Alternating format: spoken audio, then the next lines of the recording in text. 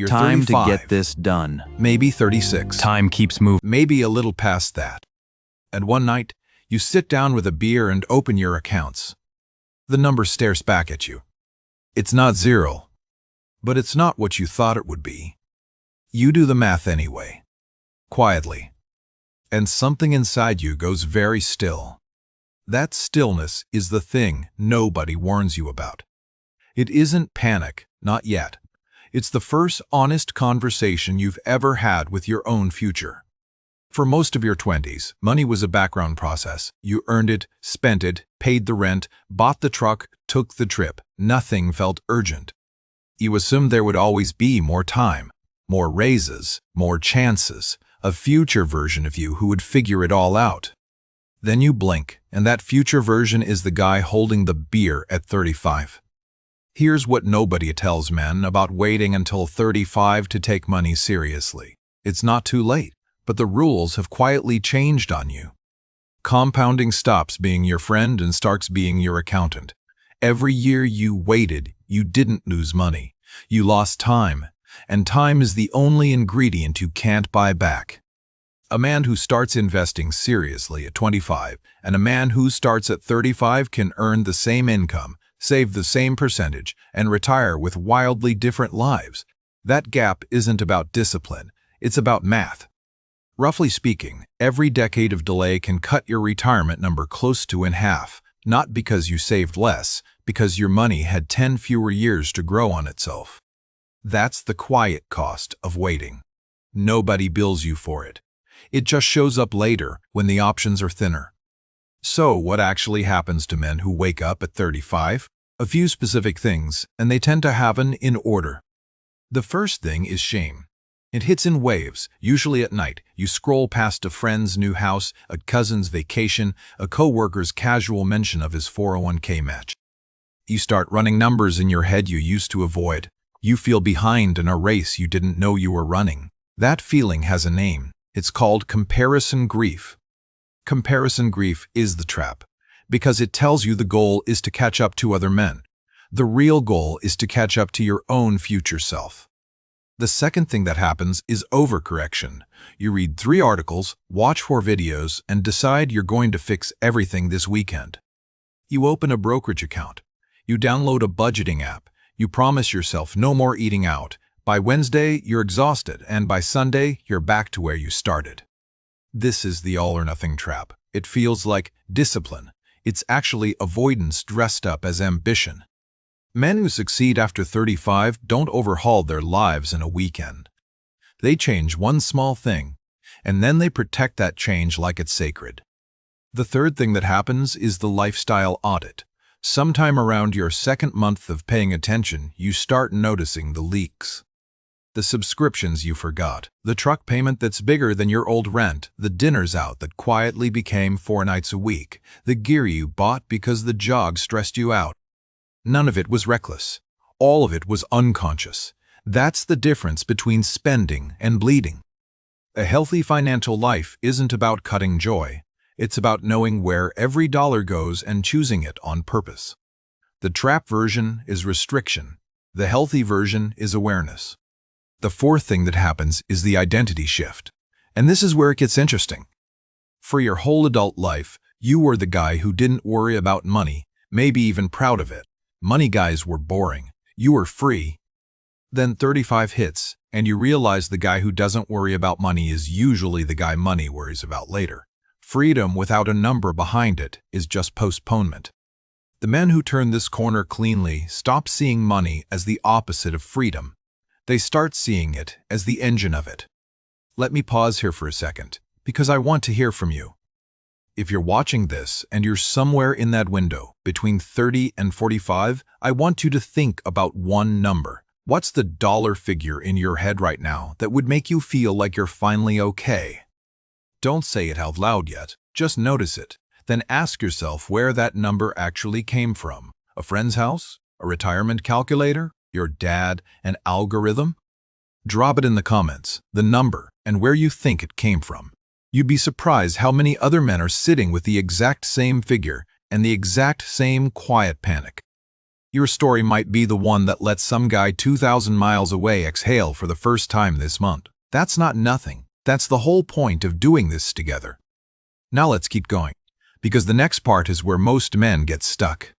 After the audit, after the shame, after the identity shift, you face a strange new problem. You have momentum, but you don't have a map. You know you should invest, but you don't know in what. You know you should save more, but you don't know how much. You know retirement is coming, but you can't picture it. This is the planning fog, and it's where most late starters drift back to sleep. They get scared by complexity and call it caution. Here's the advanced nuance most people miss. The men who recover from a late start almost never do it by picking the perfect investment. They do it by automating the boring one. A simple, automatic monthly contribution into a broad market account, set up once and never touched, will outperform almost every clever move you try to make in your 40s. Not because it's smart, because it's relentless. Cleverness is a young man's game. Consistency is a grown man's edge. The market doesn't reward intelligence, it rewards presence. The fifth thing that happens is the marriage conversation.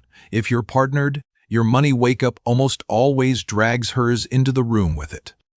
You start asking questions you've avoided for years. What do we actually have? What are we actually planning for? Are we on the same page or two different books? These conversations are uncomfortable for a reason. Money in a relationship is never just money.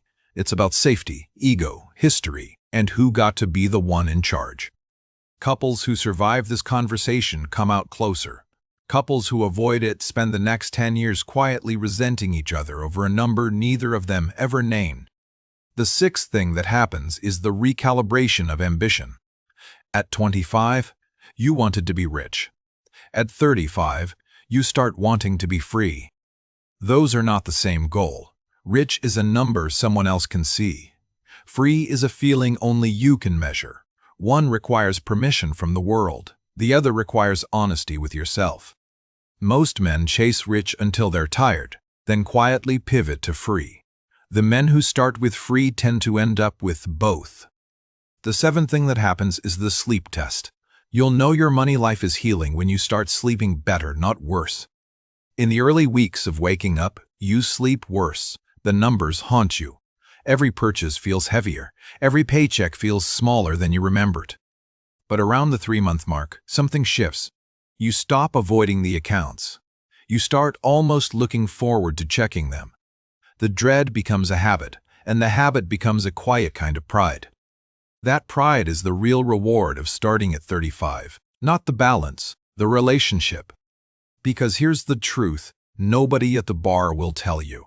The men who started at 22 aren't necessarily happier than you. A lot of them are just running the same race on autopilot, never having faced the moment you're facing right now. You are facing it. That's the part that matters. The wake-up is the asset. A man who confronts his money at 35 with open eyes will, on average, end up in a calmer place by 55 than a man who never confronted it at all. Late and awake beats early and asleep almost every time. So if you're sitting there tonight with a beer and the spreadsheet and the quiet, listen to me carefully. You are not behind, you are on time. You just got the invitation late. The next 20 years will not look like the last 10. They can't, because the man who shows up to them is different now. He budgets without flinching. He invests without panicking. He talks about money with his partner without flinching. He looks at his number without looking away. That man is already inside you. He just needed you to sit down one night and finally do the math. If this video helped you see something you've been avoiding, do me a quick favor and hit the like button. It tells the algorithm to show this to another guy who needs to hear it tonight. Subscribe and turn on the bell if you want more of these. I make videos for men who are done pretending money isn't psychological. We go deep, we go honest, and we never shout. In the comments, tell me which part of this hit hardest. The shame, the audit, the identity shift, the marriage conversation, the sleep test. I read them. I learn from them. So do other men watching. And thank you for being here, genuinely. The fact that you sat through a 12-minute video about your own financial life instead of scrolling past it means something is shifting in you already. You're doing the inner work most men avoid their whole lives. That work compounds, too, quietly, invisibly, until one day you realize you're not the same man who opened this video. Next time, we're going deeper into the specific number every man should know by 40. Not a net worth target, a different number, one almost nobody talks about, and one that quietly predicts whether your 50s feel like freedom or fear. I'll see you there. Bring the same honesty you brought tonight. That's all this ever asks of you.